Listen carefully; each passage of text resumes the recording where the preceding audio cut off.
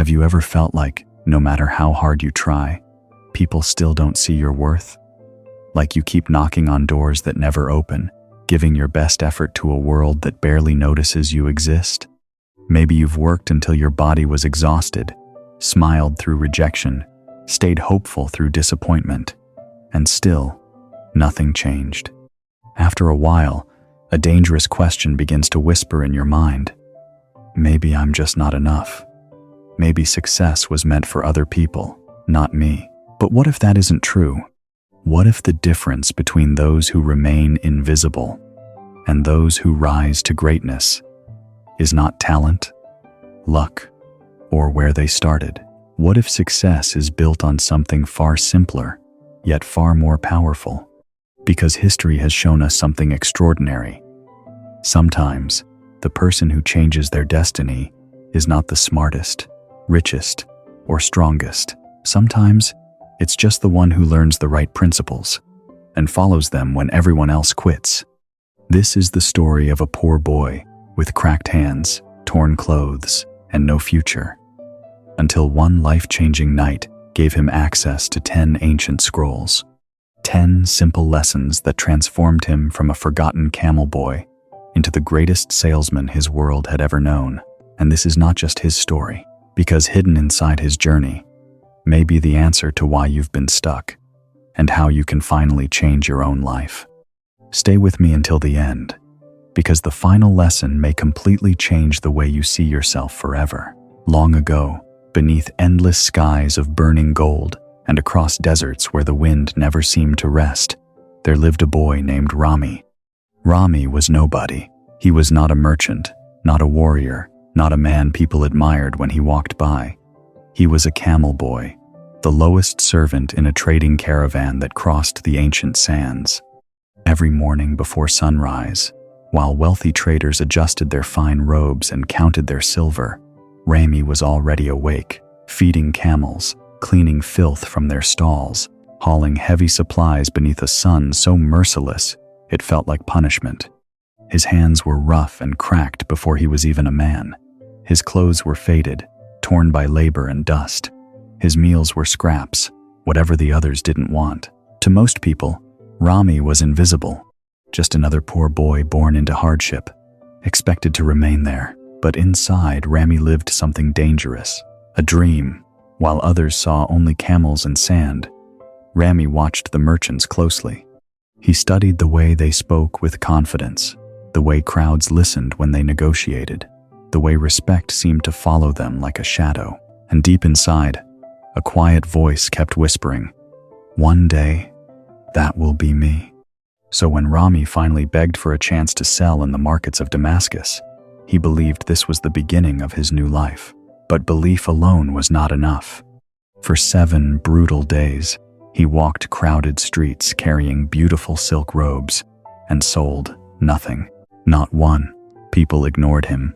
Shopkeepers dismissed him. Customers laughed at his trembling voice and awkward words. By the end of each day, his feet ached, his hope weakened, and his dream felt more foolish than before. One night, broken and humiliated, Rami returned to camp where an older driver looked at him with pity and said, "Selling is not for boys like us. Accept your place." And for the first time, Rami began to fear that maybe he was right. That night, as Rami lay alone beneath the cold desert sky, sleep would not come. Around him, the caravan rested. Camels breathed heavily in the dark. Traders slept peacefully, satisfied with another profitable day. But Rami stared upward at the stars, feeling smaller than he ever had before. For the first time, his dream began to hurt. He had worked harder than most boys ever could. He had endured heat, hunger, exhaustion, and humiliation. He was willing to suffer, willing to sacrifice, willing to try. So why was it not enough? Why did effort seem to open doors for others, but not for him? As the desert wind moved across the sand, one painful truth settled deep into his heart. Hard work without direction is like walking through the desert without a compass. You can move every single day and still go nowhere. That realization shook him more than failure itself. Because Rami understood something most people never do.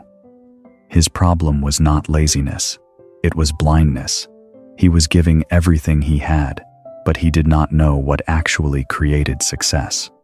And so, with tears drying silently on his face, Rami whispered a question into the night, a question that would soon change his destiny forever.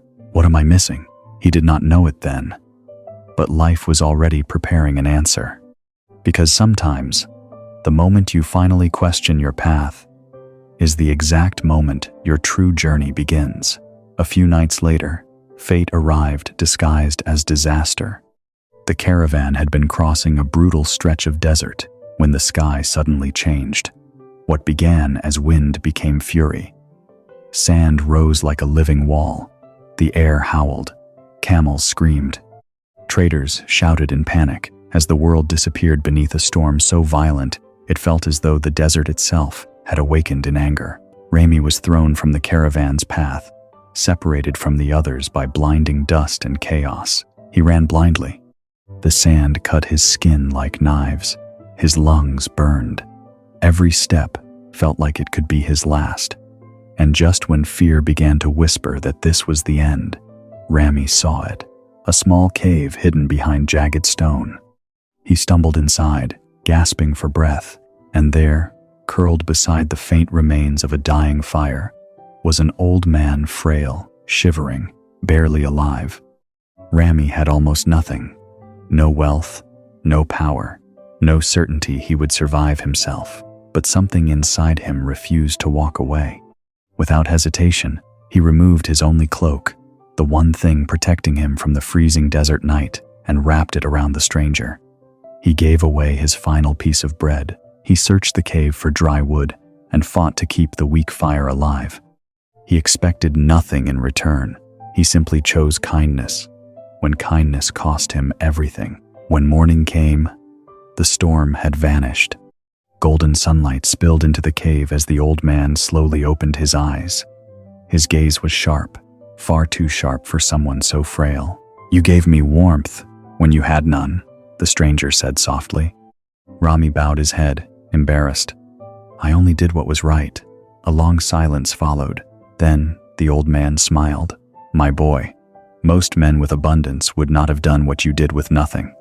What Rami did not yet realize was that this was no ordinary traveler. This was Pathos, the richest trader in the known world, and his life was about to change forever. Pathos studied Rami for a long moment, as though he were looking far beyond the dusty boy standing before him, as though he were measuring not who Rami was, but who he could become. Then, from beneath his robe, the old trader pulled out a weathered leather case. Inside were 10 ancient scrolls. "These," Pathos said, placing them carefully into Rami's trembling hands, "are the principles that transformed my life when I was once poorer than you." Rami stared in disbelief. 10 scrolls? He whispered. Pathos nodded. "Not magic, not luck, habits, truths, disciplines. If you live them, not merely read them, they will transform you from the boy you are into the man you were born to become." Then his voice grew firm. "But hear me carefully. Each scroll must be studied 3 times a day, morning, midday, and night, for 30 days before moving to the next. No shortcuts, no skipping. 10 scrolls, 10 months." Rami's heart pounded. For the first time in his life, someone believed he could become more. That night, by firelight, Rami opened the first scroll. Its message was simple: "I will form good habits and become their slave." At first, Rami expected something more dramatic. Secret strategies, powerful persuasion, hidden tricks. But as he read deeper, he realized something shocking. His life had not been controlled by fate. It had been controlled by repetition. Every failure, repeated. Every doubt, repeated. Every fear, repeated. Pathos had been right. A man does not become extraordinary because of one bold decision. He becomes extraordinary because of what he does, every single day. And in that moment, Rami understood. If his habits had created his suffering, new habits could create his freedom. By the second month, Rami opened the next scroll expecting sharper sales tactics. But what he found was even more powerful. I will greet this day with love in my heart. At first, the words confused him. Love? How could love help a poor boy survive ruthless markets, rejection, and competition? But as pathos explained, Rami began to understand a truth most people spend their whole lives missing. People do not resist pressure. They resist insincerity. Until then, Rami had approached selling like a desperate beggar focused only on his own need, his own fear, his own hunger for success. Customers could feel it. His words asked for money, but his energy asked for validation. And people always sense desperation, so Rami changed. Instead of trying to force sales, he began approaching each person with genuine warmth. He listened before speaking. He asked questions before offering answers. He cared about their needs more than his own desperation. Something extraordinary happened. People softened. For the first time, they didn't see just another boy trying to sell. They saw someone who respected them, and respect creates trust. Rami discovered that true influence was never about manipulation. It was about connection, because when people feel understood, they lower their guard. And in business, in leadership, in life, a heart that serves will always go farther than a mouth that only persuades. The third scroll became Rami's weapon against the one force that destroys more dreams than poverty ever could. Quitting. With steady hands, he unrolled the parchment and read, I will persist until I succeed. This time, the lesson struck deeper than any before it, because Rami finally understood that failure was not his true enemy. Rejection was not his enemy. Embarrassment was not his enemy. Slow progress was not his enemy. His greatest enemy was the belief that repeated failure meant he should stop. Pathos had warned him. Most men fail not because they lack talent, but because they stop too soon. Those words burned inside him. So when doors slammed in his face, Rami did not retreat. When customers mocked him, he did not collapse. When exhaustion whispered, enough, he answered, not yet. Pathos gave him one image Rami would never forget. The olive tree survives not because life is easy, but because its roots grow deep. The desert wind batters it. The scorching sun burns it. Harvest after harvest strips it bare, and still, it stands. Why?